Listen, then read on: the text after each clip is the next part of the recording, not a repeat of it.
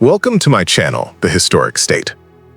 In the brutal calculus of war, soldiers are often seen as expendable pieces on a grand chessboard. Sacrifices are made, risks are taken. But what happens when the sacrifice isn't for victory, but for betrayal? What happens when a general, blinded by ambition or fear, sends his own elite soldiers into a meat grinder, intending for them never to return?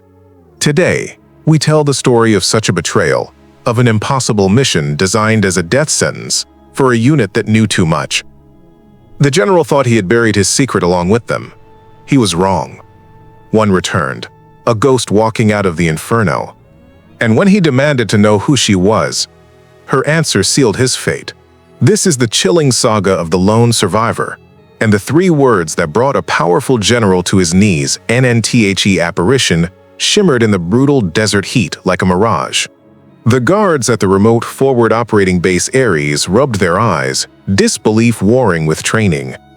A figure, impossibly thin, impossibly alive, was stumbling towards them out of the vast empty wasteland known as the Valley of No Return. It was a woman. Her uniform was shredded, caked in layers of dust and dried blood.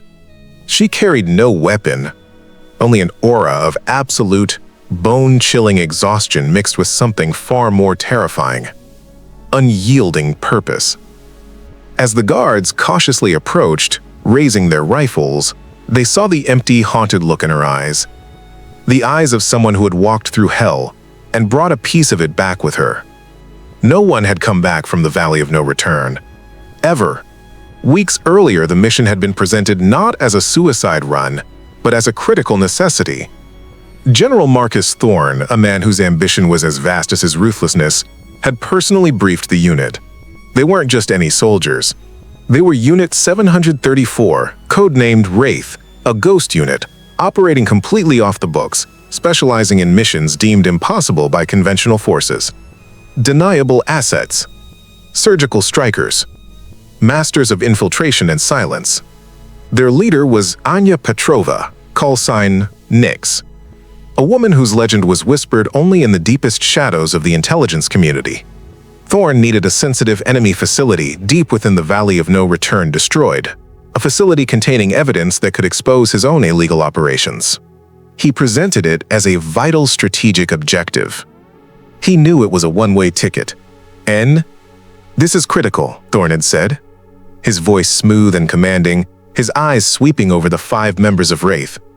The enemy has established a hidden communications hub in the valley. It threatens our entire regional network. Your mission is simple: infiltrate, destroy the hub, and exfil. He painted a picture of extreme risk, but assured them of dedicated air support for extraction. Support he had no intention of providing. Anya, Nyx, listened intently, her mind dissecting his words, analyzing the flawed intelligence, the suspicious lack of detail on the enemy's strength, the vague promises of support. She sensed the trap, the cold, calculated betrayal beneath the general's patriotic rhetoric. But Wraith never refused a mission. Their code was absolute NN. The mission started flawlessly. Wraith moved like shadows, bypassing enemy patrols, penetrating the heavily fortified facility with lethal precision. They planted the charges, the countdown timer ticking ominously. But as they moved towards the designated extraction point, the trap sprung. An overwhelming enemy force, far larger and better equipped than intelligence had suggested, descended upon them. It wasn't an ambush, it was an execution. Thorne had leaked their position. The promised air support never materialized. Radio calls went unanswered. Wraith fought with the ferocity of cornered wolves, taking down dozens of enemy soldiers. But they were hopelessly outnumbered. One by one, Anya watched her team, her family, fall. She took multiple hits herself, shrapnel tearing through her shoulder, a bullet grazing her temple. In the final, chaotic moments, she detonated the charges remotely, fulfilling their mission even as her world dissolved into fire and darkness. She was the only one left. What followed was a descent into a primal hell. Anya, Nyx, refused to die. Fueled by a grief so profound it became a white-hot rage. and an unyielding will forged in countless black operations, she began the impossible journey back. She treated her own grievous wounds using nothing but her survival kit and sheer grit. She moved only at night, navigating by stars, drinking water found in stagnant pools, eating whatever insects or reptiles she could catch. She became a ghost in truth, evading enemy patrols that scoured the valley for any sign of survivors. Days blurred into weeks. The desert tried to bake her, the cold nights tried to freeze her, infection tried to claim her, but she simply would not break. Every agonizing step was fueled by the memory of her fallen team and the face of the man who had sent them to die, General Thorne. Which brings us back to the moment she stumbled onto Fauberry's, a ghost returned.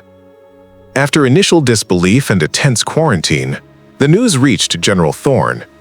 His carefully laid plan had failed. One had survived.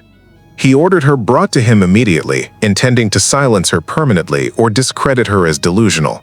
Anya, Nyx, now stood before him, cleaned but still bearing the raw marks of her ordeal. She stood at perfect attention, her gaze empty, revealing nothing. Thorne leaned back in his chair, trying to project an air of calm authority, but the slight tremor in his hand betrayed his shock. "Report, soldier," he commanded, his voice tight. "What happened out there? And who are you? What unit?" He needed her official designation for the fabricated report he was already constructing in his mind. Anya, slowly lifted her head. Her eyes, no longer empty, focused on General Thorne with an intensity that made the air in the room crackle. For the first time since her return, an emotion flickered across her face. Cold, unadulterated contempt. A very slight, almost imperceptible smile touched her lips. A smile that held no warmth, only the promise of retribution. She answered his question, her voice a low, gravelly whisper that seemed to echo from the grave itself. "My unit designation," she stated, her gaze unwavering, "is Wraith." Thorne nodded impatiently, waiting for her rank, her name, the details he needed to bury her story. But Anya leaned forward just slightly, her eyes locking onto his, pinning him in place. And then she delivered the final, chilling words, the unspoken oath of her ghost unit, a promise that sealed his fate, and we don't die alone. The implication hung in the air, heavy and suffocating. Wraith. The ghosts.